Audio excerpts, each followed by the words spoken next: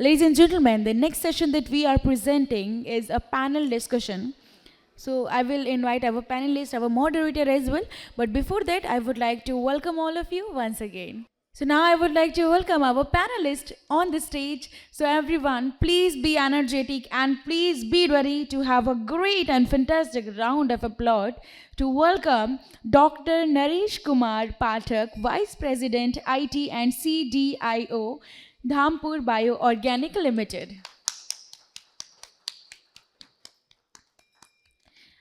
And we are inviting Dr. Sushil Kumar Meher, Head Health IT and CISO AIMS.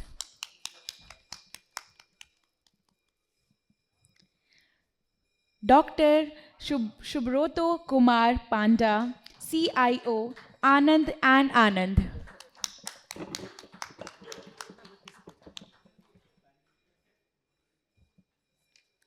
Now please welcome Mr. Harish Arora, CISO and DPO, Singhi and Corporation.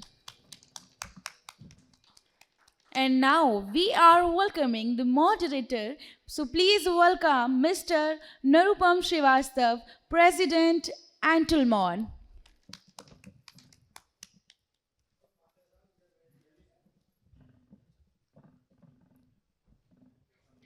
So now I'm handing over to you, sir. So gentlemen and ladies, now we are discussing on the cybersecurity in the age of AI, defending and borderless digital enterprise. Thank you. Thank you, and good afternoon, uh, team here on the panel, on the stage, as well as the audience that is here.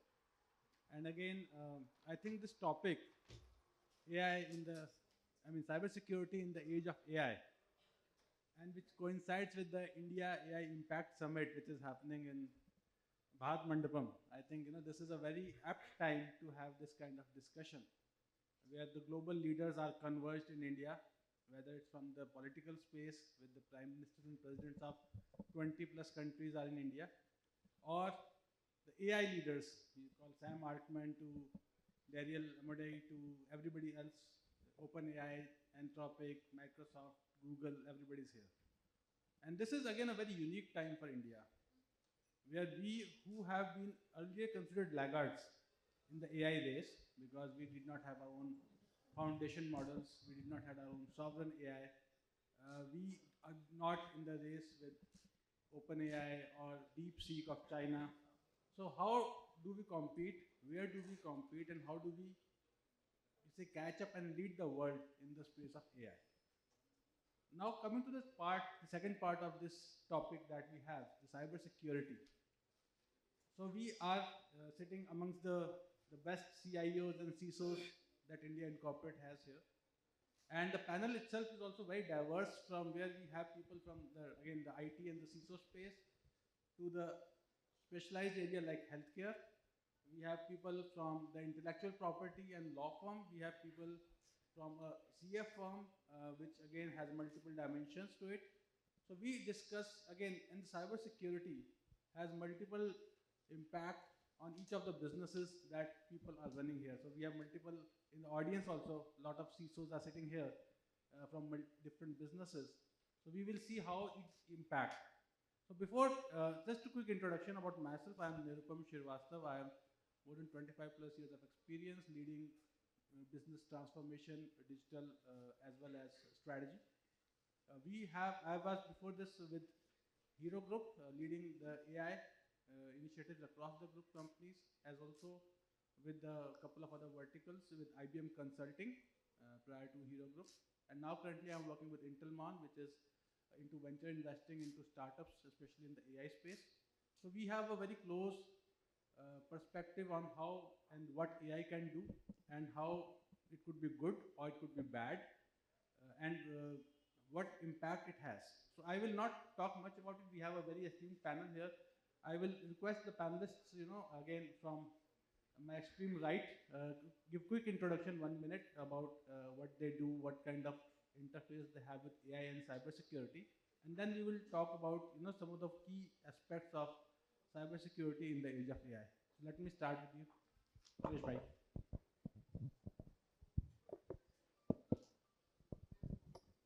Hello everyone. So as the brief has already been given, so when you talk about AI nowadays, it is not something which you can experiment. It is something which has been embedded now, embedded everywhere. Whether you talk about all your enterprise applications, whether it's a digital core, we talk about SAP and other ERPs, whether it's a HR system, your analytics, your IT OT environment, even your manufacturing applications, what you have in the manufacturing environment. And so the experiment time has gone as of today. Now it's depend upon, the adoption, how it depends, organization to organization, how much they are ready to, really pull out the money from their pockets, to get the real benefit and adoption of it. So that's the only key I will say, but no more experiment. The results are, there who are really open to, get the adoption and really take the advantage of it. Yeah. So great point again. So he's talking about AI is already here. So it's not something going to come. So Sushil bhai. Good afternoon. Thanks to the organizer to inviting me in such a wonderful panel. I am Dr. Sushil Meher, and I am the CIO and CISO of AIMS New Delhi. Uh, I can talk about the AI when this AI last more than 20 years I am teaching to my postgraduate students in AIMS. We have started AI journey long back. It is about to be 8 to 9 years to implement in the patient care services. There are a lot of challenges inside. Many things in and outs are there. Blindly AI model used in your organization is very dangerous, very, very dangerous. What I have seen many people they are started implementing or started POC in AI. Many organizations, many agencies, they have already been mentioned that 95% of the AI projects failed in the POC level.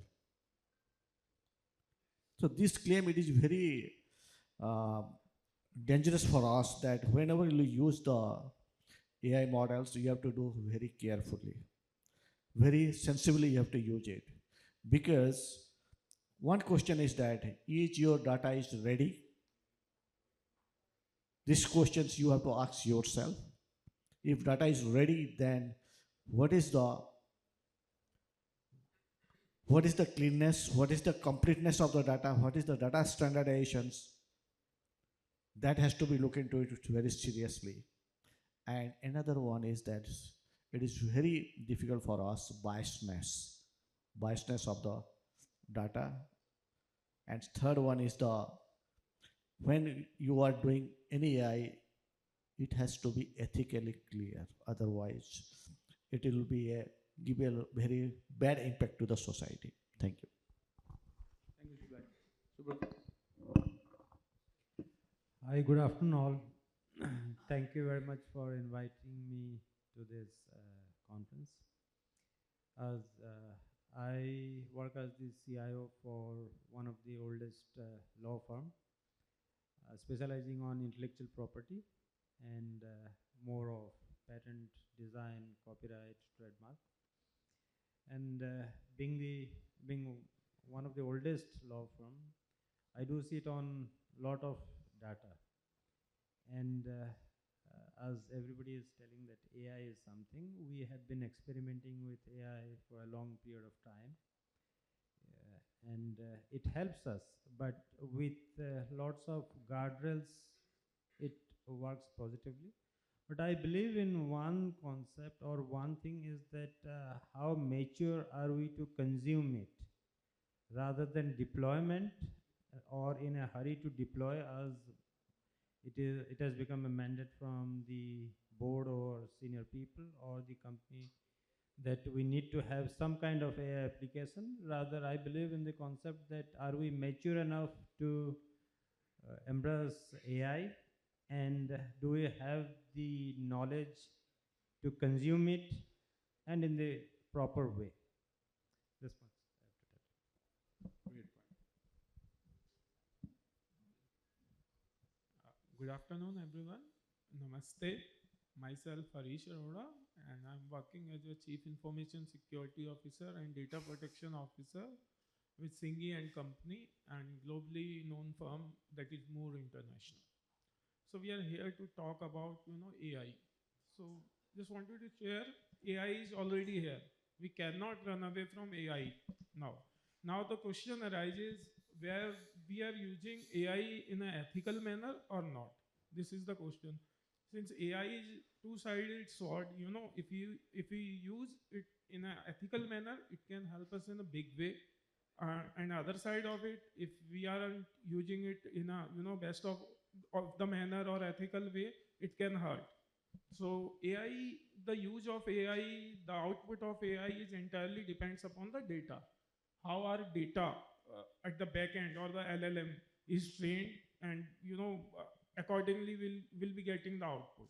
So AI is already here, but just wanted to share that we should use AI in an ethical manner so that we can get appropriate output. Thank you, Rishma. So as we have the punchline of our panel, which is defending a borderless digital enterprise. So let me start with the point here that we know that attackers are generally in step or a step ahead of the people in the defending side. So the question is, how does AI change that dynamic? So we are talking of now an AI augmented attacker. So the attacker who has access to AI, who has access to generative AI, how AI can be used to create phishing attacks, distributed denial of service attacks. Again, there are many other ways. Even voice cloning is happening. So how we can use, this changes the dynamics for CISOs and CIOs. So let me start with Naresh Bhai, and of course other panel members are invited to share their experience. See, when you talk about AI application in cybersecurity, so we all know that, of course, nowadays the way tech is innovating things with the help of AI, the biggest challenges the cybersecurity. Yeah. So the application of it majorly comes into, like, we have a SOC. How we can really use AI for the anomaly detection. How we can use it proactive. When you talk about 0-day attack and all those things, where we can get the alert and we can fix it, with the help of system rather than we do it manual, actions. So these are the areas where we can definitely take, and I have tried in one area, especially in anomaly detection and for the SOC. And this definitely bring, of course, you need to keep a tap on it and keep monitoring things. But system is the way you have really trained the model. Now the solutions are available in the market. It really helps a lot, especially in a threat landscape. Yeah.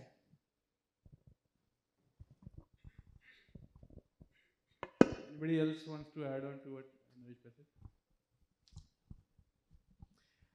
said? Let me add from, because I act as CIO as well as I look after the security. When we implement AI, let me go into the little bit of basics that earlier we used to, while presenting the IT report card to the board, we used to say that this much is the vulnerabilities which we have stopped. But nowadays we look into a framework which is called the FAIR framework, which is fractional analysis of information risk, in which we talk about what is the quantification if anything gets breached, or if your information gets into the LLM model when you are using OpenAI. And when we do that thing, nobody looks at the amount of exchange happening with our own data while using the LLM. So how do you do analysis in a fractional way that X amount of information being exchanged for faster reporting or For example, I'll give another simple example. Of, many of us use the note taker while using a Zoom or Teams or anything.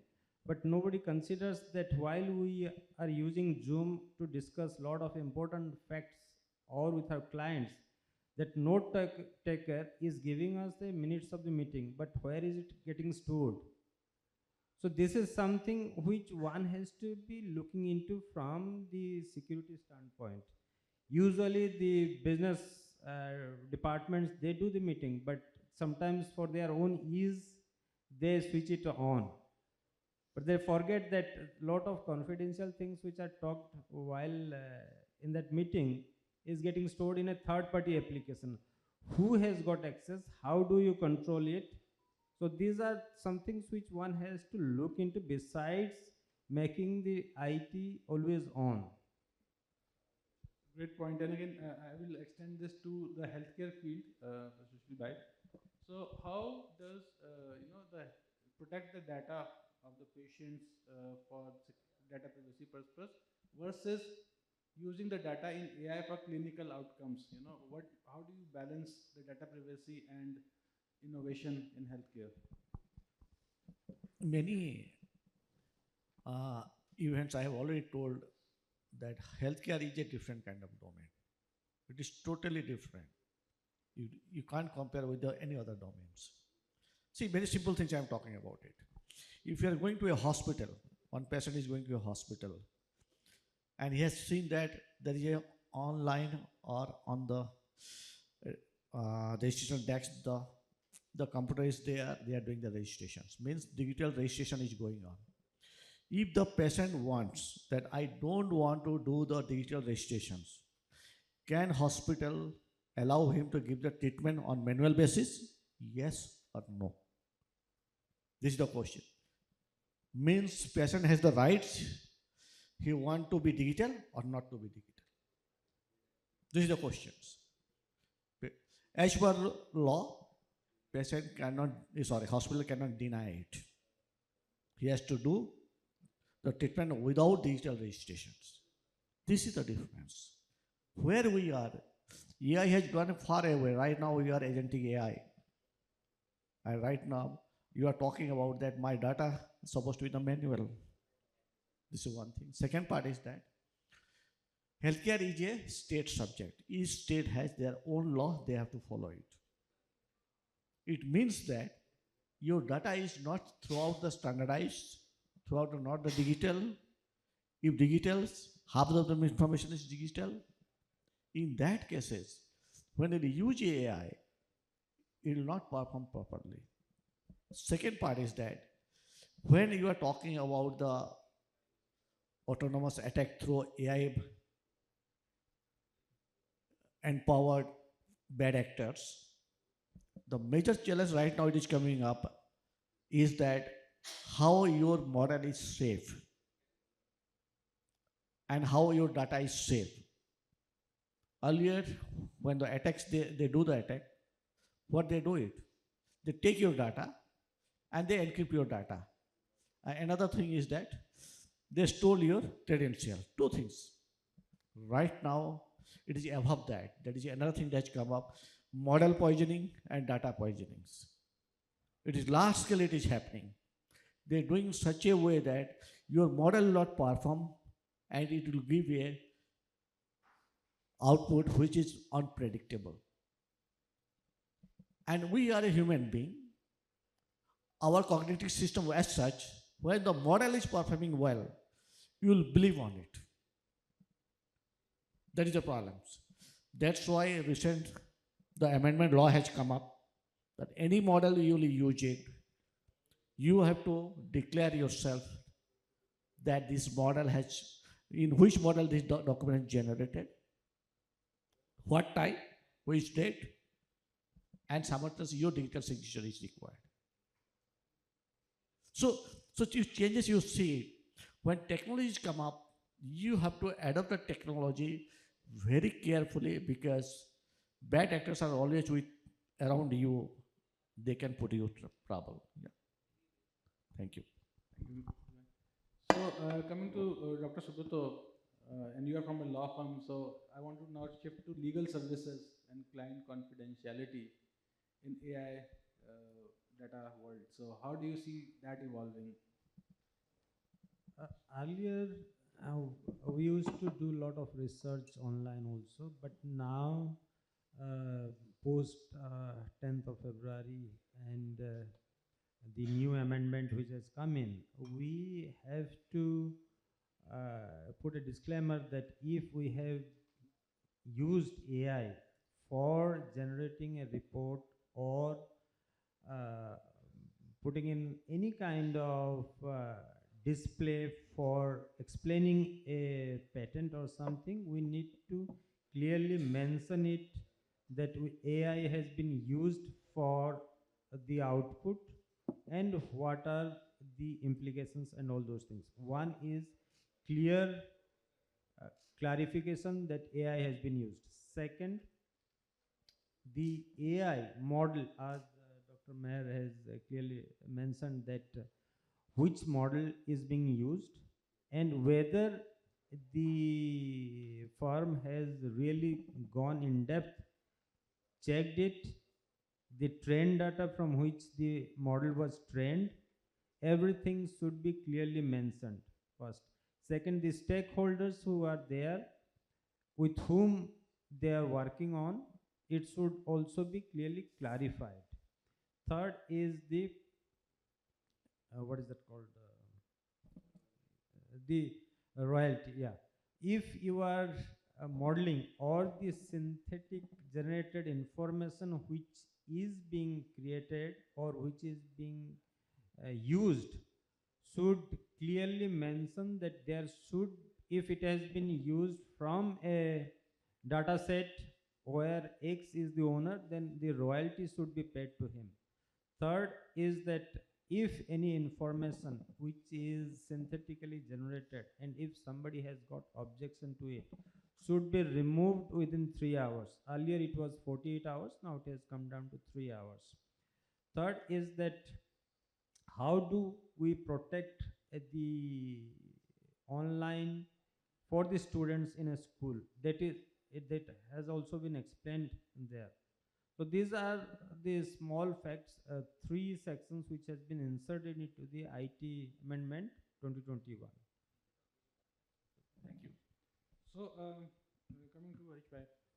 So, the topic here is focused on the GRC part, the governance, risk, and compliance. And since you, as an auditor, and is normally asked to quantify how much is the cybersecurity risk, what is the kind of the compliance and controls are there, and what kind of safety mechanisms are there.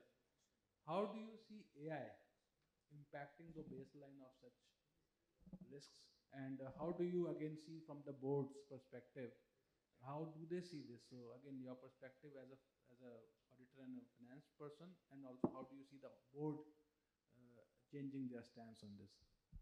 So nowadays, data is the most valuable asset we have. Whether it's a PII or a organizational data and whatsoever, data is the most valuable asset we have.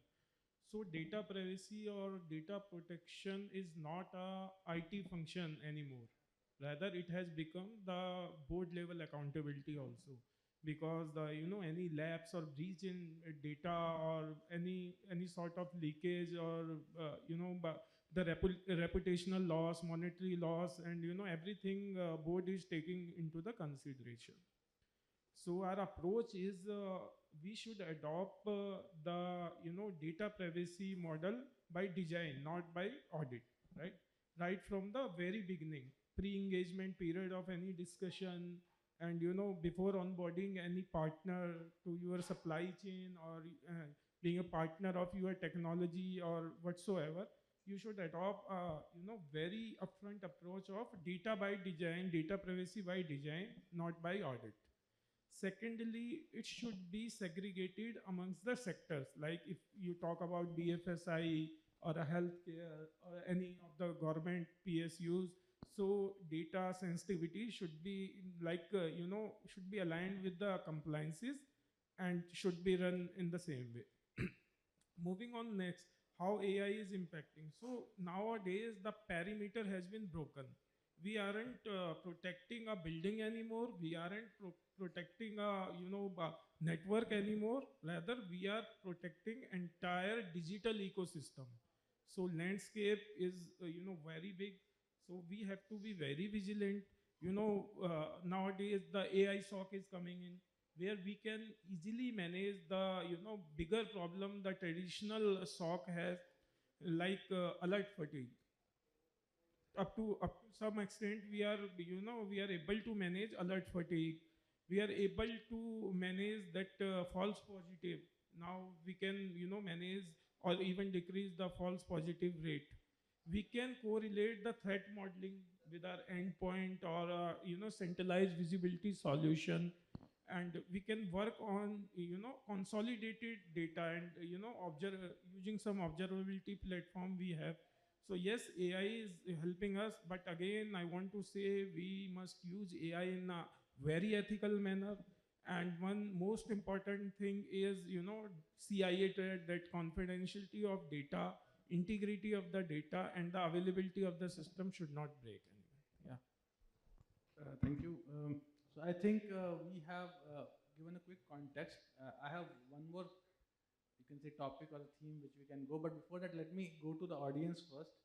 Let's take out their questions, because that would be most appropriate use of our time. Yes, please. Can somebody pass on the mic there? Thank you. You can introduce yourself, and if you want to address to a particular panel member, you can address that also. My name is Anil Kumar. So my question to Dr. Sushil Kumar sir, you very rightly mentioned that patients want manual registration. Okay, it's very nice. Can you tell me loudly? I mean, you told about digital registration as well as manual registration. It is a very good point that patients, those who want to register manually, it is rightly mentioned that hospital will treat. And AIMS, majority people, they're coming from the rural background, rural areas, and senior citizens, elderly. They're the targeted group for the cyber threats. But what about hospital, the UIH code giving and for follow-up visits? And what about their data security? For those who have registered manually. Yeah. Their data security, as I told, most of them are elderly, senior citizens, and from rural areas. They're the most vulnerable, the targeted groups. And AIMS, last time there was a cyber attack also. So basing on that point, what is your viewpoint? Your question means that how the data is saved. Am I right? Saved, as well as those who have registered manually. How for the follow-up visits, how you retrieve the data?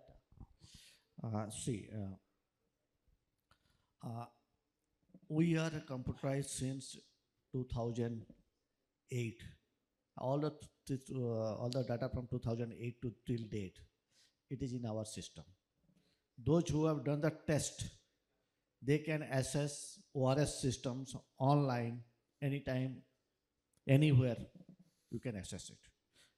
But your same phone number is supposed to be there because OTP has to be generated, and from the OTP you can access your lab reports. Talking about the security, you are talking about it. AIMS is working in 3 pillars. One is the privacy, security, and confidentiality. And we strictly follow. It is not that before when I won, they are applying these 3 pillars. Earlier it was on paper. Right now it is in the digital systems. First question is that, so those who are before 2008, we are in manual systems. Some of area is manual system. Still we are in a working some area in manual system. So it's not fully paperless. See, 2 things we are doing it. Very specialized area, it is on manual system. Highly clinical. What you do it after completing this one, after a week it has been scanned. The metadata and all these things, it will be stored there to assess that one. Why it is? You can say why it is. We want to make full paperless to gastroenterology department.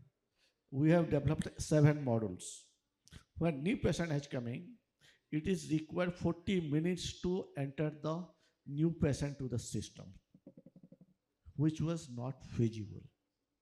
Then we are converted to the voice to the text. It has reduced to 20 minutes.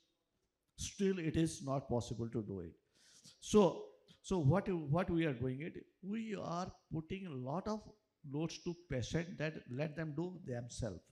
If you go to the AIMS OPD, the beauty is that it's the first time in the country, I'll tell. Go there, patient empowerment is there. You have an appointment, the QR code is available, scan it, do your registration yourself from your mobile. Okay, when you are taking appointments, you can take a slot for your OPD, you can take a slot for your wheelchairs, you can take a slot for your doctor. I know private hospital they have, what I feel. Till date I have not heard about it. So the possibility is that large clinical data putting in the system, it is a time consuming. And we are getting 18,000 patients a day. I hope I answer your question. Thank you. Yeah, thank you. In fact, two, three things I may add on this. So one is the government initiative is essentially twofold. One is the patient becomes the owner of the data. If you go to a private hospital earlier, what was happening was the lock-in was being created. So your data will, if you go to Medanta, it will stay in the Medanta system.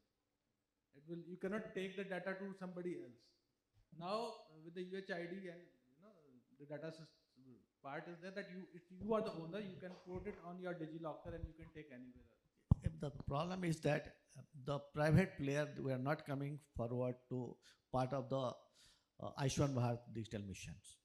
Okay, Aishman ID has to be created. Many places, even in the panels in the hospital IT panels, I have discussed when I have put the question this one that let us one point to discuss, that is Aishwan Bharat ID. So they straightforward our ID. They denied. We don't want to discuss this matter in this forum. So that's why what I told you, that healthcare is a state subject. The enforcement is not there. If enforcement is there, then it will start working on. Any other question from the audience? Please, bye.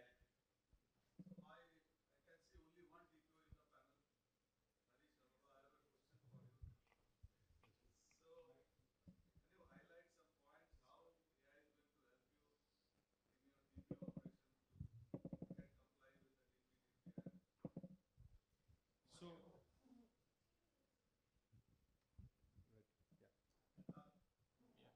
To, can you just so what I wanted to ask you, how AI is going to help you in your DPO operation to get comply with the DPDP Act. You must have gone through the DPDP Act.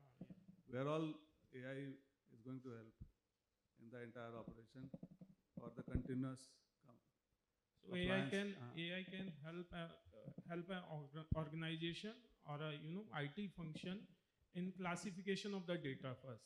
Like you will be able to classify the data in a manner it will be quick, appropriate, because it would act as a baseline for a going forward for a data protection thing or data privacy. If your data is pure, appropriate, accurate, you can do data massaging and take a appropriate output. So first asset, if your asset has become a pure asset, then you can take a appropriate output. And down the line, you can use AI for assessing your business processes wherein data lies in a silos.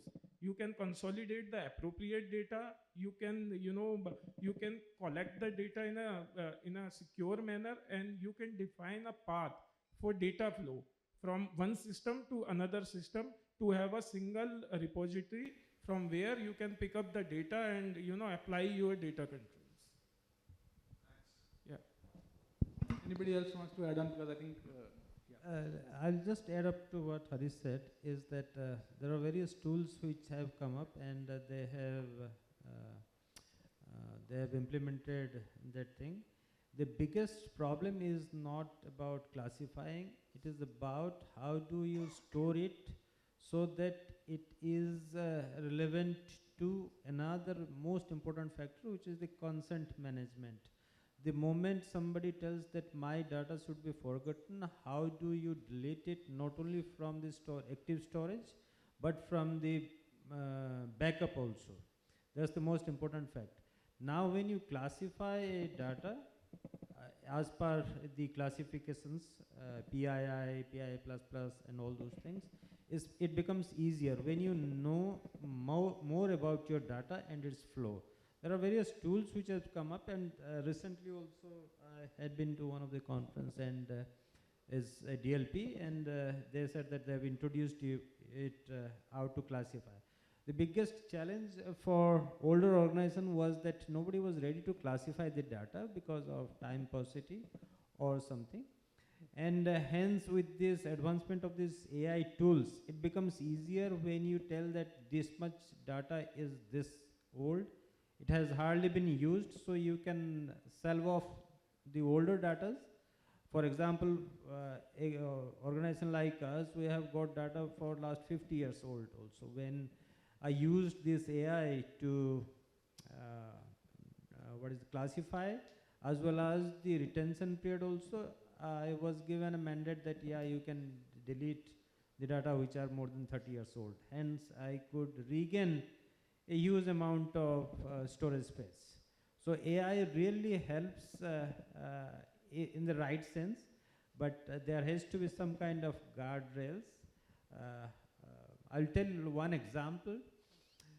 We created a CISO dashboard in which we are just monitoring the prompts which users were using, and I was really surprised that people, workforce, they were scanning and uploading the medical prescriptions and asking the AI chat GPT or all those things, what is the medications which I should have, and uploading scan, MRI scan also. So these are something in which one has to look how do you create a dashboard where you can know actually what things a user can use on a prompt engine. Point. Any other question from the audience? Yeah. Anand bhai.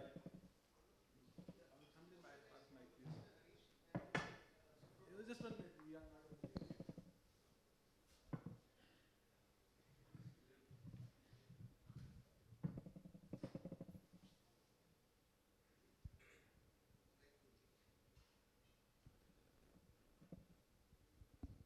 Basically, both are from like a consulting kind of environment. That's what I want.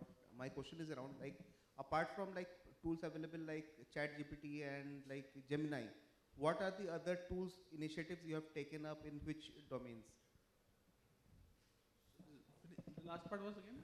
Which Like the last part was like which of the departments you have taken the initiative, like you have chosen some of the like department for the AI initiatives, right? So which kind of tools and like which department you have started taking the initiatives, or you have taken up an organization-wide some kind of AI initiative? So Anand, we are in process of developing our own LLM. So we are consuming the APIs from different AI models available in a secured manner. But yes, we are developing our own LLM using Olama and all.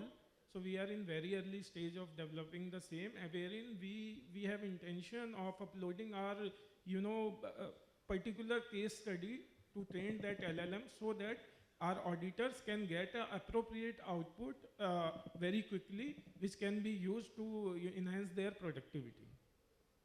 Yeah, thanks. And anybody else? To you.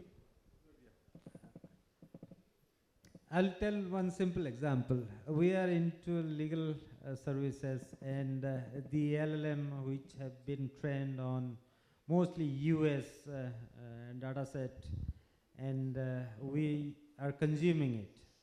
There's hardly any LLM which has been trained in Indian data or I would say that it requires a lot of GPUs, which is quite difficult to bring out a LLM specific to Indian context.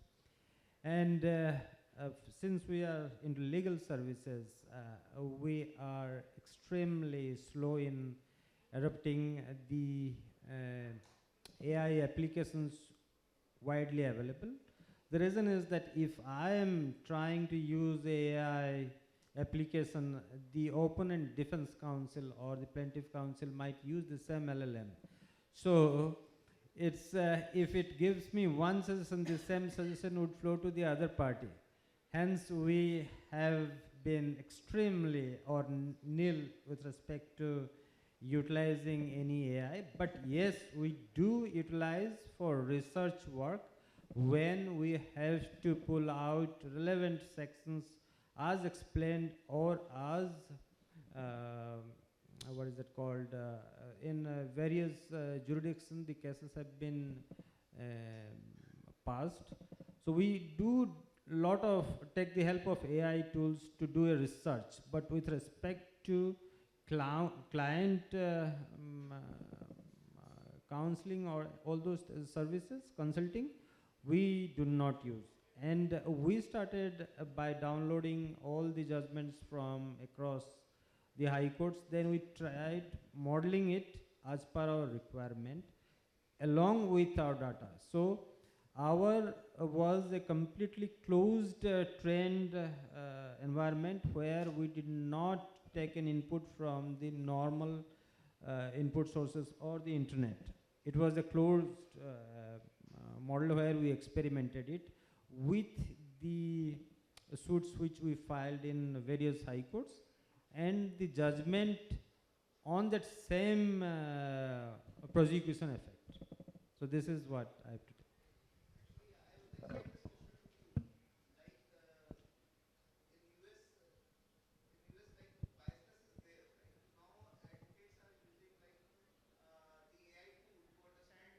How much is the percentage with the kind of judgment and all historical judgments and all, like they are trying to find out that how much is the percentage of within this case, right? Yeah. So Anand, so let me answer, because I was with LexisNexis and we acquired this company called Lex Machina, which essentially used to do this, where in the area of intellectual property first, and then of course we expanded to other domains. What is the probability of winning a legal case? You know, and it depends on various factors, including who the judge is, what his precedents have been, what kind of state you are filing this case in US, for example, and then depending on what the current flavor of the season is. So a lot of factors go into that AI model to build that and then to give that. And again, there's law firms and big clients who are using AI, patent protection, sorry, not AI, patent protection and different intellectual property protection and litigation. And then there are firms in US which actually have the job of only doing this.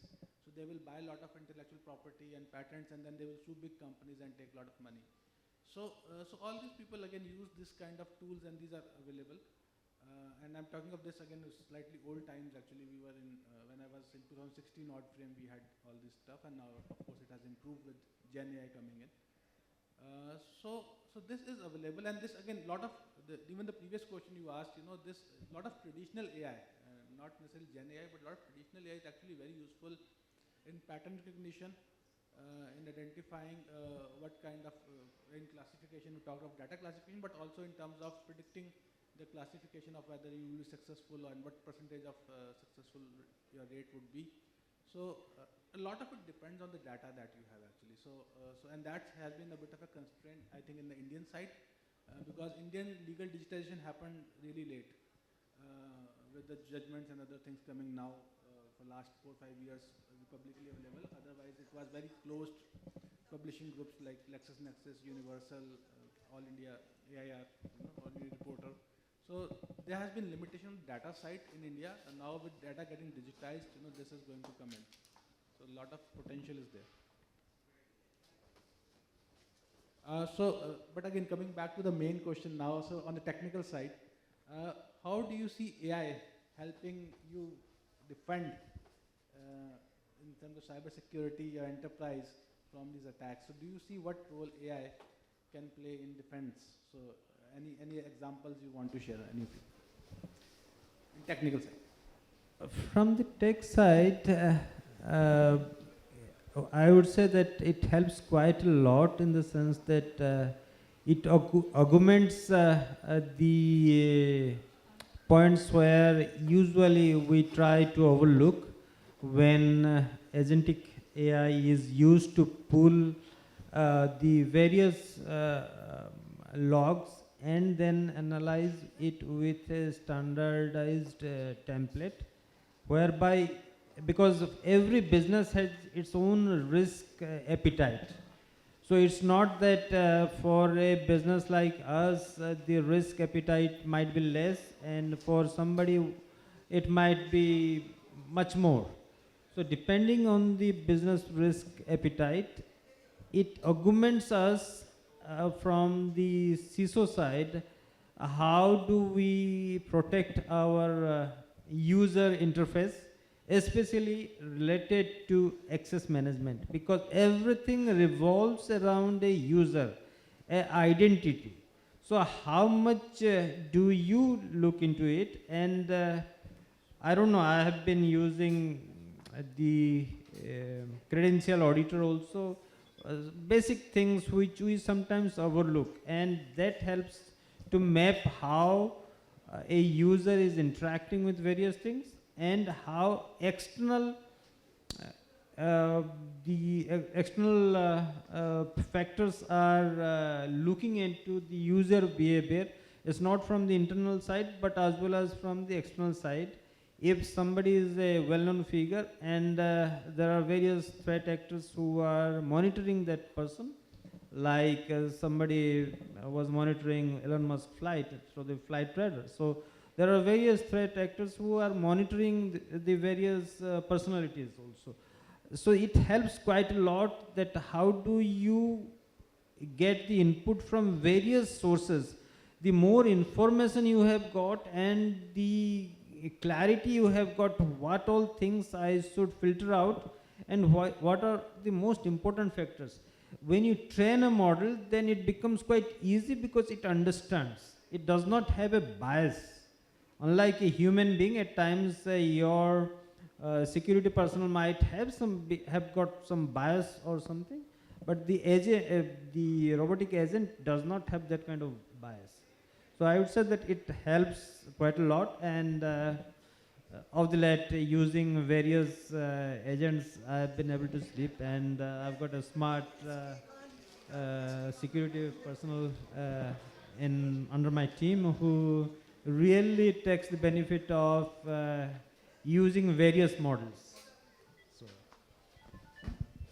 So with the use of agentic AI, agent sits at your endpoint, or other security employees work as your digital employee, which can pull up the real-time data or a raw telemetry and transmit it to a single platform, where the AI or advanced technology can do the behavioral analysis, which as a result can reduce the alert fatigue and the false positive rate. As a result, the mean time to respond and mean time to resolve the incident has decreased significantly. So it is already helping us in a big way. Yeah.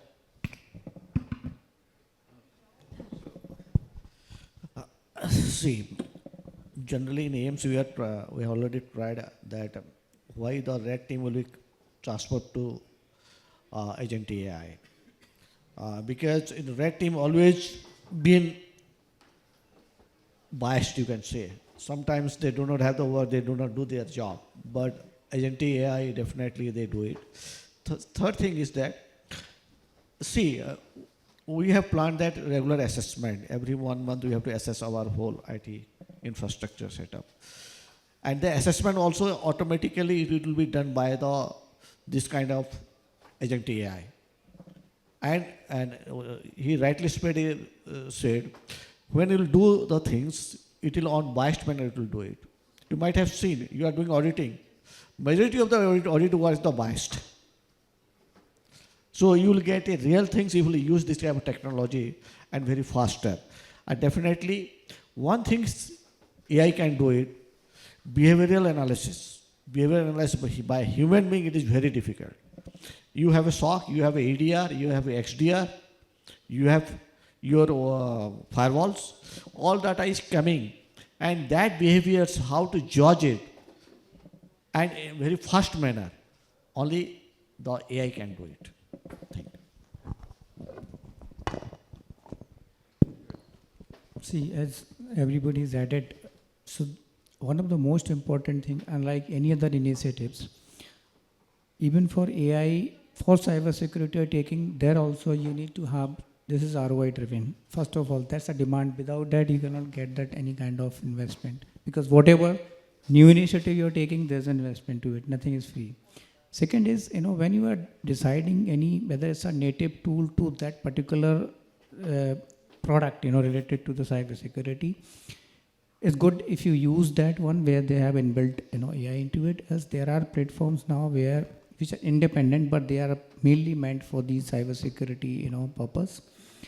Third, there are product, where you can do the analysis of which particular LLM model really fit for the purpose, which you are looking for. And I have tried and tested. And I can share with somebody interested, offline, that what are those tools which really help a lot to take a decision that, okay, this particular is helping, for your requirement. Yeah. The other thing is, which is, I will say, the most important piece in terms of regulation and dust control is, see, AI is like an electricity, right? So it has a lot of scalability options, transformative, as well as, you can do that, whatever the power you want to take out of it. But at the same time, when you talk about electricity, you need insulation, you need control, and you definitely need, how you can really regulate it. So that's an important piece which all of us need to keep in mind. Thank you. I think the good part in this panel is we have such a diverse panel and diverse perspectives coming, and it's really interesting and somewhat of a challenge for me to summarize everybody's point of view, but let me try that.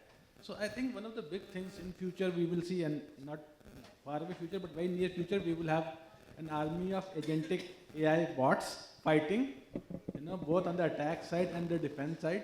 And Sushil Bhai was telling me that, you can get 5,000 bots for $30. 5,000 agentic AI bots.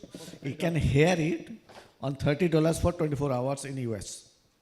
So means 5,000 soldiers, you will attack you at $30 for 24 hours.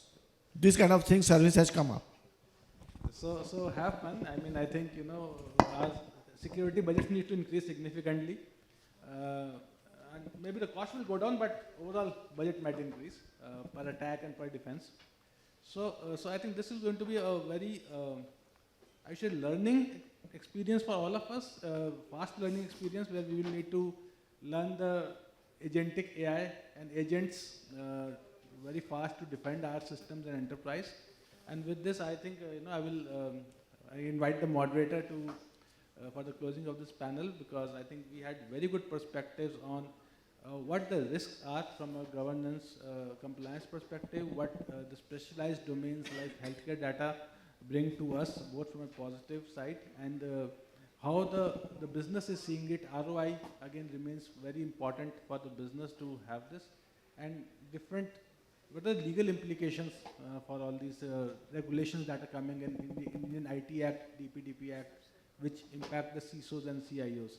So again, I thank the panelists on this and also the organizers for organizing such a wonderful topic and the discussion, and I request the moderator, the MC to take over.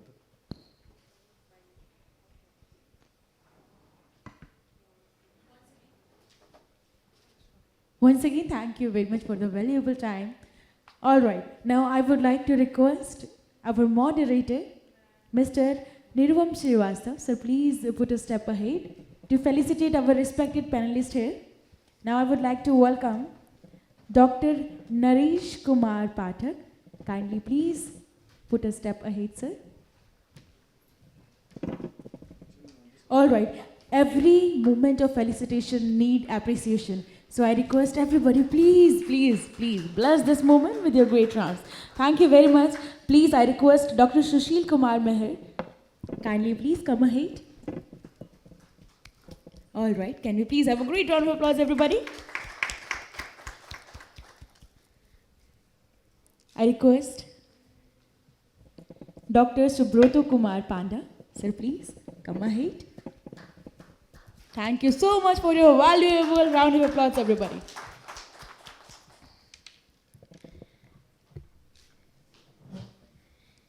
And now please welcome Mr. Harish Arora.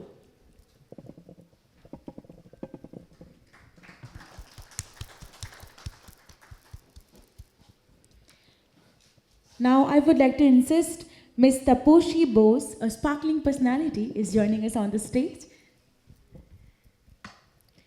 And felicitating our respected moderator, Mr. Nirupam Srivastav.